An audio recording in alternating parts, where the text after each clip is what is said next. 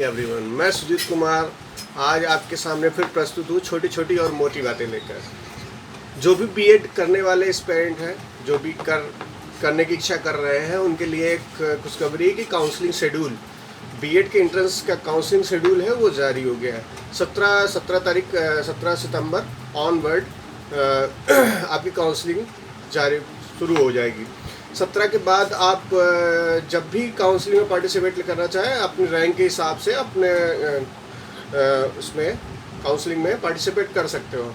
आपको ये बता दूँ, मैं ये बताना चाहता हूँ आपको कि बीएड के लिए, बीएड जो करने जा रहे हैं उनके काउंसलिंग शेड्यूल जिस हिसाब से जारी है वो तो जारी है, वो तो यूनिवर्सिटी की है। मगर यदि आप किसी वजह से उस दिन या उस डेट में आप अपेयर नहीं हो सकते हो, आप पार्टिसिपेट नहीं कर सकते काउंसलिंग में, तो इसका कोई टेंशन लेने की ज़रूरत नहीं है। 17 तारीख ऑनवर्ड, 17 तारीख से लेके पूल कैंपस के बीच में आप कभी भी, यदि आपकी रैंक अच्छी है और आपका कॉलेज ठीक है, तो आपको कभी भी, आप 17 तारीख ऑनवर्ड कभी भी आप पार्टिसिपेट कर सकते हो ड्यूरिंग द काउंसलिंग शेड्यूल।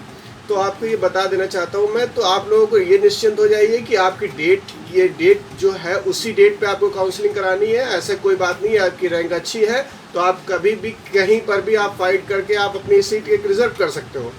दूसरी बात, डॉक्यूमेंटेशन आपको ये बता देना चाहता हूँ कि भी आपको एडमिशन के तुरंत बाद ही 3-4 डॉक्यूमेंट्स की आवश्यकता पड़ेगी, और जिसमें आपको ये मैं सलाह देना चाहता हूँ कि आप इनकम सर्टिफिकेट, कास्ट सर्टिफिकेट और डोमिसाइल सर्टिफिकेट, तीनों सर्टिफिकेट्स आप बनवा लें।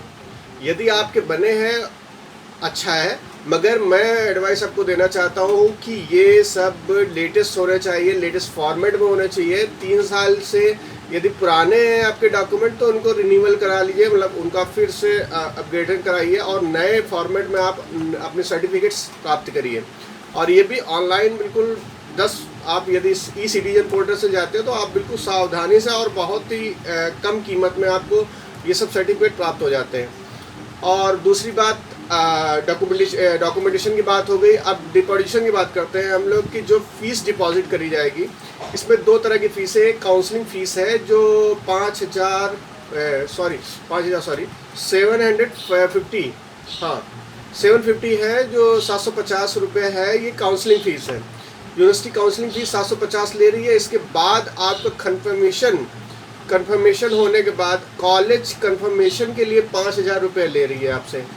तो इसका दोनों मिला के आपको 5,750 रुपये आपका हो जाता है।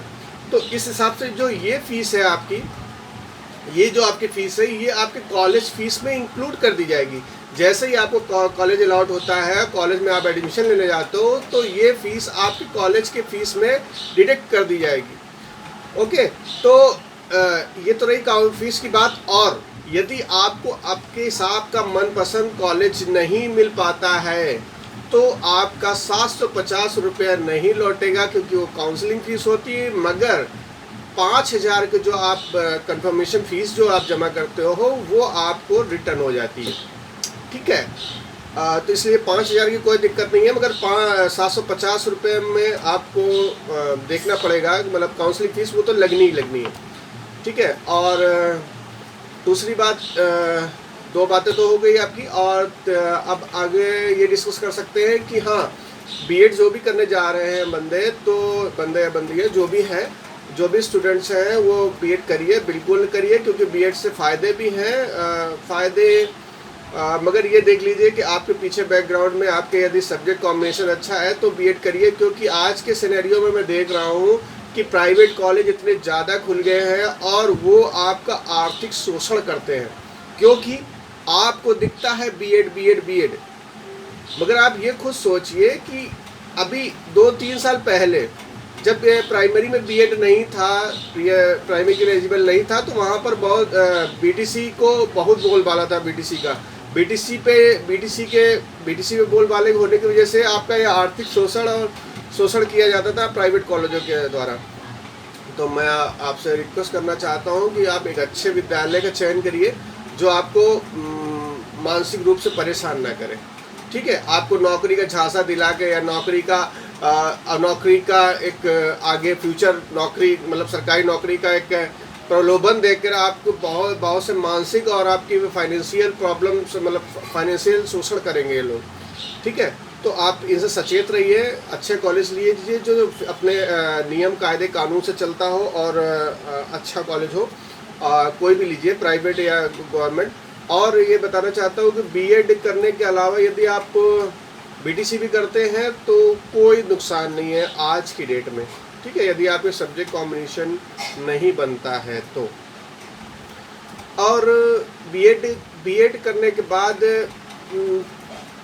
एक फ़ायदा और मुझे समझ में आ रहा है, बीएड यदि आप करते हो तो यदि आप पीजी करना चाहते हो, जिनके बच्चों को बीच में गैप हो जाते हैं, यदि पीजी करना चाहते हो तो बीएड इन एजुकेशन बीएड करने के बाद एमए इन एजुकेशन हो जाता है, क्योंकि यही आपकी ग्रेजुएट डिग्री होती है।